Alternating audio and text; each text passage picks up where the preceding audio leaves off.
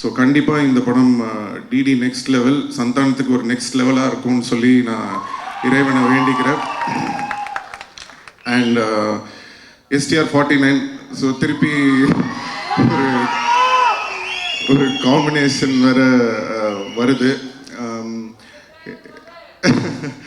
So என்னன்னா, எதுக்கு இந்த எஸ்டிஆர் 49ல் சந்தானம் அப்படின்றது வந்து நான் சொல்லணும்னு ஆசைப்படுறேன்.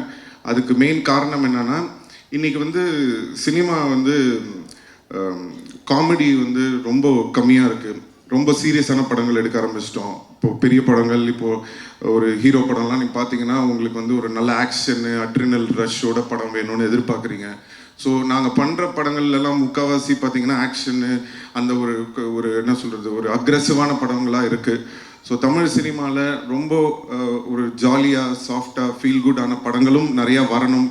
இப்போது ரீசெண்டாக வந்து நம்ம எடிட்டர்னு நினைக்கிறேன், நீங்கள் ஒர்க் பண்ணியிருந்தேன், அவர் வந்து இப்போது இந்த டூரிஸ்ட் ஃபேமிலின்னு ஒரு படம் பார்த்தேன். ரொம்ப அருமையாக இருந்தது படம்.